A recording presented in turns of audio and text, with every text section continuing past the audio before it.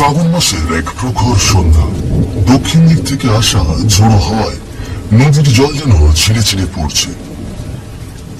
সেই নদীপথে দুদিনের জন্য মামার বাড়ি ঘুরে ফটিক আজ ফিরছে নিজের গ্রামে।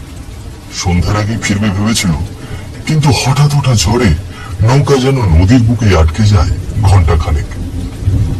যখন সে ঘাটে নামে তখন চারপাশে যেন রাতের স্তব্ধতা গিলে খেয়েছে সবকিছু। সে ধীরে ধীরে পাড়ে উঠে দাঁড়ায়। তখন ঝড় বৃষ্টির বেগ একটু কমেছে। সে পিছন ফিরে তাকিয়ে দেখে ঘাটে যে দু একজন লোক ছিল তাদেরকে তুলে নিয়ে নৌকা আবার ছেড়ে দিয়েছে। তখন ঘাটে আর কোনো লোকজন নেই, শুধু ফটিক একা ঘাটের পরে দাঁড়িয়ে আছে। হায় ভগবান, এমন ঝড় উঠবে কে জানতো। ছাতাটাও তো সঙ্গে নিইনি। আমার বাড়ি তো বেশ ভালোই ছিলাম, এই 2 দিনে এমন ঝড় তো ওঠেনি। আজকে আমি বাড়ি ফিরতে লেগেছি আর নদীর মাঝে এমন ঝড় উঠতে হলো। তখনকার চেয়ে এখন তাও একটু ঝড় বৃষ্টির বেগটা কমেছে। এখন তো রাত হয়ে গেল, চারিদিকে ঘুটঘুটে অন্ধকার। এই বলেই ফটিক এদিক ওদিক ঘাড় ঘুরিয়ে দেখে আশেপাশে কেউই নেই। নৌকাওয়ালাটা নামিয়ে দিল আর পিছন ফিরে চাইলেও না। মানুষজন নেই আশেপাশে, যেন গোটা ঘাটটাই কেমন খাঁ খাঁ করছে। উফ, কেমন যেন খিদে পেয়েছে। এখন যদি এক কাপ চা বা কিছু একটা খাবার পেতাম তাহলে খুব ভালো হতো। ঘাট থেকে উঠে সে রাস্তা ধরে এগোতে থাকে। পায়ের ছপ ছপ শব্দ তুলে কাদামাখা পথ জুড়ে ঝড়ের দাপটে পাতাগুলো ঘুরে ঘুরে মাটিতে গিয়ে পড়ছে। মাঝে মাঝে দূরে কোথাও শেয়ালের ডাক শোনা যায়।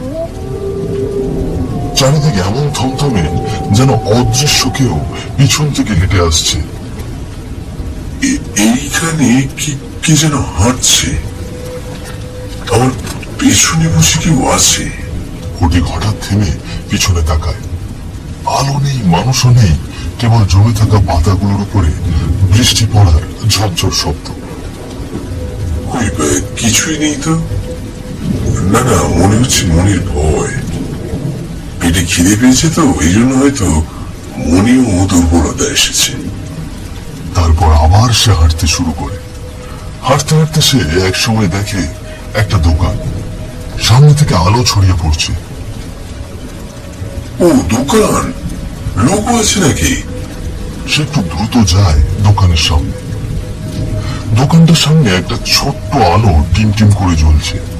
একটা লোক দাঁড়িয়ে পুরনো ভাজাভাজি চুলোর পাশে। চুলোয় ঝাঁঝালো তেল গরম হচ্ছে, তাতে চপ ভাজা হচ্ছে। ঘ্রাণে বুকটা ভরে উঠল। কিন্তু লোকটার চেহারা অদ্ভুত। এক চোখের নিচে লম্বা একটা কাটা দাগ, যেন অনেক পুরনো কিন্তু বেশ গভীর। কাকু, খাবার হবে? খুব খিদে পেয়েছে। লোকটা ধীরে সুস্থে তাকায় তার দিকে। চোখের দৃষ্টিতে কেমন একটা অসারতা, কিন্তু মুখে হালকা হাসি এনে বলে, সব খাবে? আসুন, এখানে বসুন। কাকা, কিসের চপ এটা? কত দাম? আলুর সব রে বাবা। আরে দাম দিতে হবে না, রাতে আমি ফ্রি খাওয়াই। ফ্রি? এই রাতে এক কড়াই চপ ছড়িয়েছেন, কিন্তু এত কেন? এই তো একটু পরে ভিড় জমবে, তাই আগে ভাগেই চুলোয় সব বসিয়েছি। আপনি ভেতরে গিয়ে বসুন, গরম গরম সব এনে দিচ্ছি। চপের গন্ধে ফটিকের পেটটা যেন আরো জ্বলে উঠল। সে ভাবে, যাই হোক, কিছু খেতে তো পারবো। মাথার উপরে এই ঝড়ঝঞ্ঝা রাতে অন্তত একটু আশ্রয় আর গরম গরম খাবার। সে দোকানের ভেতরে ঢোকে। ঘরটা অদ্ভুত। দোকানের দেওয়ালগুলো খুব পুরনো। একটি মাত্র টেবিল, দুটো চেয়ার সাজানো দোকানের ভেতরে। বাতাস যেন থেমে আছে এখানে। তবুও সে ভাবে, ঝড় বৃষ্টির এমন রাতে বসে খাওয়ার জায়গা পাওয়া সে আর কম কিসের। ঠিক তখনই পেছন থেকে একটা ঠান্ডা হাত এসে পড়ে তার ঘাড়ে। হাতটা এতটাই ঠান্ডা তার, যে জায়গাটায় স্পর্শ পেয়েছে সেটা একদম মনে হয় বরফের মতো ঠান্ডা হয়ে গেছে। সে চমকে উঠে ঘাড় ঘুরিয়ে তাকায়। আপনি আপনি পেছন থেকে এলেন? আপনি তো দোকানের সামনেই চোখ পাচ্ছিলেন না কাকু। পেছনে না গেলে তো তোমার জন্য মজার সব আনতে পারতো না বাবা। ফটিক কিছু না ভেবে চপটা হাতে নেয়। গরম গরম ধোঁয়া উঠছে, তখন চপটি খেতে সে শুরু করে। এমন চপ তো আগে কখনো খাইনি, খুবই মজার কাকু, আপনার রেসিপি অসাধারণ। কিন্তু কিছুক্ষণের মধ্যেই ফটিকের চোখ জলে ভারী হয়ে আসে, মাথা ঘুরছে, চোখের পাতা লেগে আসছে, মনে হচ্ছে কেউ যেন ভেতর থেকে শরীর চষে নিচ্ছে। কাকু, আপনার এখানে কি একটু বিশ্রাম করা যাবে? দোকানদার কোনো কথা না বলে হাতের আঙুল দিয়ে দেখিয়ে দেয়। সে কাঁপা কাঁপা পায়ে উঠে দাঁড়ায়, দোকানের ভেতরে রুমের দিকে এগোয় একটু বিশ্রামের আশায়। দরজাটা ঠেলে ভেতরে ঢুকে সে। প্রথমেই কেমন একটা গন্ধে দম আটকে আসে তার। এক পা দু পা করে সে এগিয়ে যেতে যেতে হঠাৎ থমকে দাঁড়ায়। তার চোখ যেন ঘরের এক কোনায় আটকে গেল। এইসব কি? আমি কি চোখে ভুল দেখছি নাকি? কপালের ঘাম গড়িয়ে পড়ছে টপ টপ করে। ঘরের সেই অন্ধকার কোনায় ছড়িয়ে ছিটিয়ে আছে অসংখ্য মানুষের হাড়, কারো কাটা পাঁজর, কারো হাতের কঙ্কাল, আর সবার মাঝখানে মুখ গুঁজে পড়ে আছে একটা মানুষের খুলি। খুলির চোখের গহ্বর ফাঁকা, তবু যেন তাকিয়ে আছে ফটিকের দিকে। ঠিক সামনে একটা টেবিলের মতো কাঠের স্তূপের উপর শুয়ে আছে একটা লাশ, রক্তে ভেজা, ক্ষত বিক্ষত, গলা প্রায় অর্ধেক কাটা, চোখগুলো আধ খোলা, যেন শরীরের কিছু অংশ থেকে মাংস কেটে কেটে নেওয়া হয়েছে। ফটিকের মুখ শুকিয়ে কাঠ, তার মুখের মধ্যে ধরফর করে উঠল হৃৎপিণ্ডটা। সে মনে করলো হৃৎপিণ্ডটা বুঝে এবার ছিঁড়ে বেরিয়ে আসবে।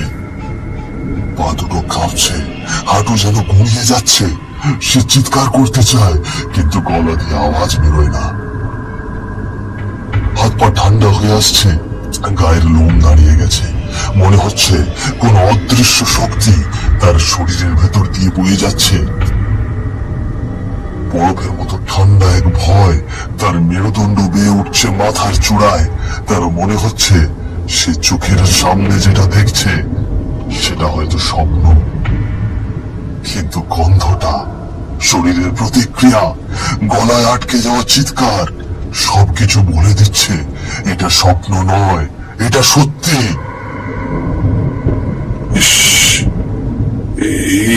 এগুলো কি? কিসের দোকানে আমি এলাম? সে পিছনে ছুটে বেরিয়ে আসে দোকানের ভেতর, দোকানদারের পিছনে দাঁড়ায়। দোকানদার চুল্লির কাছে দাঁড়িয়ে, এসব কি কাকা? আপনি ঘরে এসব কি করে রেখেছেন? দোকানদার ঘুরে দাঁড়ায়, তবে সে আর মানুষ নয়। তার মুখ থেকে লম্বা লম্বা দাঁত বেরিয়ে এসেছে, শুকনো রক্ত জমে আছে, চোয়ালটা যেন খানিকটা নিচে খুলে ঝুলে আছে। তার লম্বা জিভটা মুখের বাইরে বেরিয়ে ঝুলছে, চোখ দুটো হলুদ আগুনের মতো জ্বলছে। দাঁড়িয়ে দাঁড়িয়ে সে বিকট শব্দে হাসছে। না, সেটাকে হাসি বলা যায় না, একটা হিংস্র জানোয়ারের মতো ফোঁস করে নিঃশ্বাস নিচ্ছে, দাঁত কড়মড় করছে।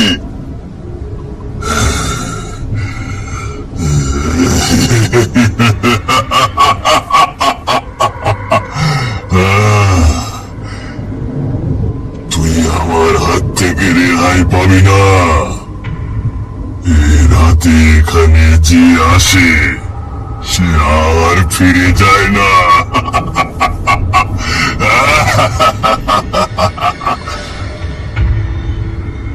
কাকা, আমাকে যেতে দিন। আমি কিছু করিনি, আমার কোনো দোষ নেই।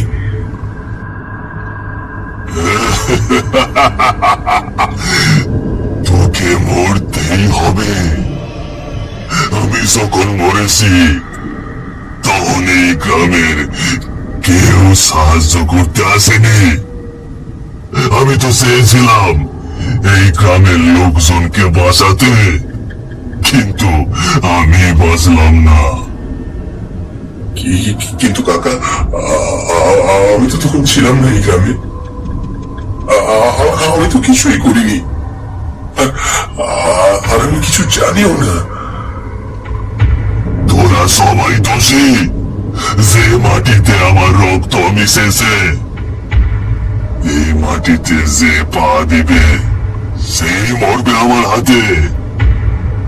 এখানে রাতে যে আসে সে আমার সঙ্গী হবে।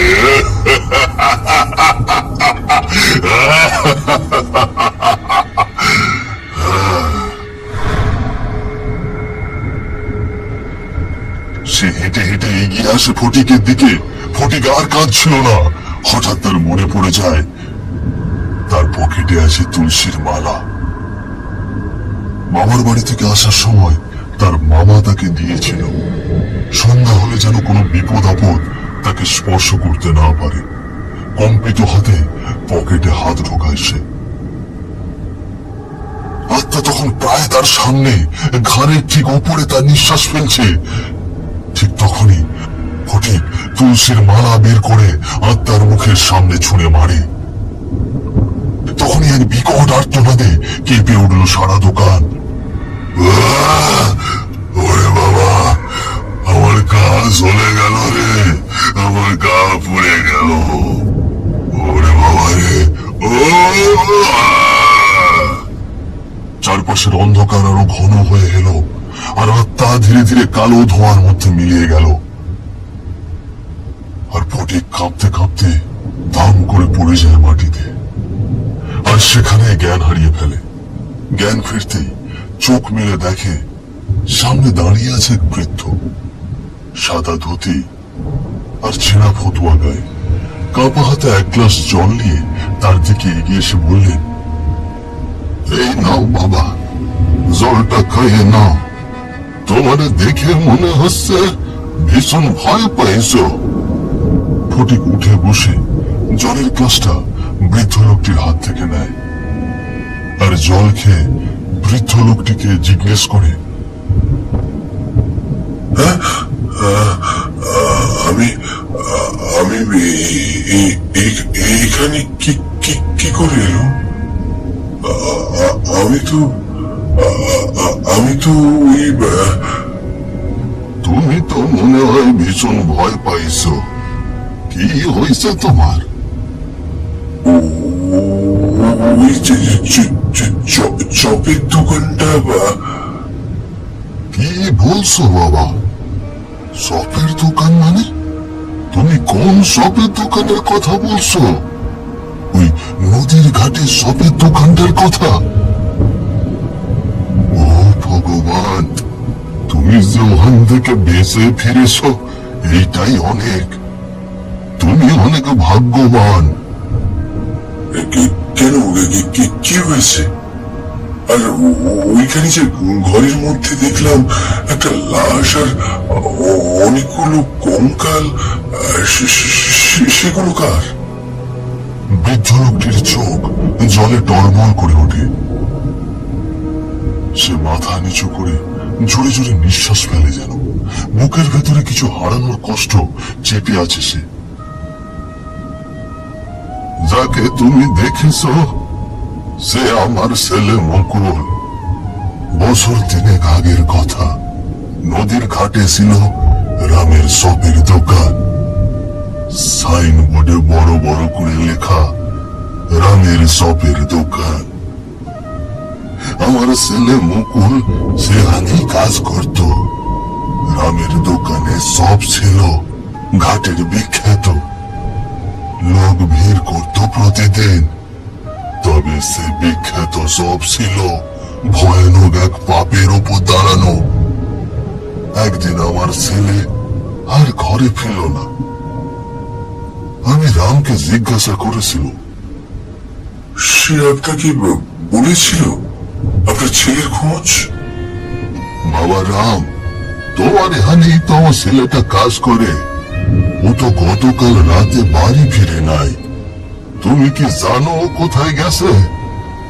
জানলে কও বাবা, তুমি তো জানো আমার একটাই ছেলে। তোমার ছেলে তো শহরে চলে গেছে। আমি বিশ্বাস করেছিল, অনেক খুঁজেছি, নদীর ঘাটে, মন্দিরে, শহরে, থানায়, কোথাও পাইনি। একদিন অনেক রাত, বৃষ্টি, ঝড়, ফাঁকা রাস্তা, আমি ছাতা মাথায় দিয়ে ফিরছিল। তখন হঠাৎ পেছন থেকে কেউ মৃদু কণ্ঠে আমায় ডাকে, বাবা। বৃদ্ধ থেমে যান, গলা কেঁপে ওঠে। ধীরে ধীরে পিছন ঘুরে তাকান। নদীর ধোঁয়াশার ভেতর থেকে ভেসে আসছে তার ছেলে মুকুল। চোখ লাল, শরীর ভাসছে হাওয়ায়। মুকুল, তুই এইভাবে? তুই তো তুমি আমাকে ধরতে পারবো না। আমি তো এখন আর তোমার মুকুল নেই। রাম আমাকে মেরেছে, আমি আমি ফিরে এসেছি। ওকে আমি ছাড়বো না। এই গ্রামে অনেক মানুষ জীবন হারিয়েছে, সবাই রামের হাতেই, সবই রামের জন্যে। ও মাংস দিয়ে সব বানিয়ে খাওয়াতো মানুষদের। আমি সব দেখেছি, আমি সব বলবো। তুই এসব কি বলছিস বাবা? তোকে আমি কত জায়গায় খুঁজেছি, আরে তুই কি বলতে চাচ্ছিস আমায় বল। হ্যাঁ বাবা, শোনো তাহলে। বাবু, আপনি সেটা করতেছেন একদমই ঠিক না। আপনি মিথ্যে বলে মানুষকে কি খাওয়াচ্ছেন? তুই কি বলতে চাইছিস? তুই আমার কর্মচারী হয়ে আমার মুখের উপর কথা বলতে চাইছিস? আমি কর্মচারী বলেই বলছি, কারণ আমি মানুষ। আর একজন মানুষ হিসেবে এই অপরাধ আমি সহ্য করতে পারি না। আপনি মানুষের মাংস দিয়ে চপ বানাচ্ছেন, তাদের মেরে তাদের শরীর থেকে মাংস কেটে চুপি চুপি এখানে এনে রাখেন, তারপর চপ বানিয়ে বিক্রি করেন। এটা পাপ, এটা এটা খুন। আপনি যদি এসব ছেড়ে না দেন, তাইলে আমি সবাইকে এই কথা বলে দিব। বাইরে কালো মেঘ, মুষলধারে বৃষ্টি হচ্ছে, পরপর বজ্রপাত, দোকানের আশপাশ ফাঁকা। তুই বলবি? তুই? তোকে আমি আজ চিরদিনের জন্য চুপ করিয়ে দিচ্ছি। হঠাৎ রাম পাশে রাখা লোহার খুন্তি দিয়ে মুকুলের মাথায় আঘাত করে। মুকুল পড়ে যায় মাটিতে। বাবু, বাবু, আপনি ব্যবসা আর বেশি দিন চালিয়ে যেতে পারবেন না। আমি আপনাকে এই পাপ আর চালিয়ে যেতে দেব না। বেঁচে থাকলে তো তোকে তো আমি বাঁচিয়ে রাখবো না। তুই আমার কি করবি? এই কথা বলে রাম আমারে আবারও খুন্তি দিয়ে আঘাত করে, তারপর আমারে মেরে রেখে দেয় তার ঘরে। তুমি বেঁচে ফিরেছ, কারণ সে চায় তোমার মুখে সবাই জানুক সত্যিটা। আজ তোমাকে সে তাই জানিয়ে দিয়েছে। আর যে লাশটা তুমি দেখেছ, ওটা রামেরই লাশ। চপের দোকানে সে অভিশপ্ত চূড়ান্ত পরিণতি। সত্য কখনো চাপা থাকে না, অন্যায় যতই গভীরে চাপা দাও, একদিন না একদিন সে ফিরে আসে বিচার নিয়ে। তাই তাই আমাদের কখনো এমন পাপ করা উচিত নয় যার শাস্তি মৃত্যুর পরেও ফিরিয়ে আনে ভয়ানক পরিণতি। সৎ পথে বেঁচে থাকলে শান্তি পাওয়া যায়, আর সৎ পথে আছে জীবনের প্রকৃত সুখ। মিথ্যার লোভ সাময়িক জিত এনে দিলেও শেষ পরিণতি বড়ই ভয়াবহ। সত্যকে স্বীকার করাই শ্রেষ্ঠ পথ, আর সততার আলোয় আমাদের সত্যিকারের মানুষ করে তোলে।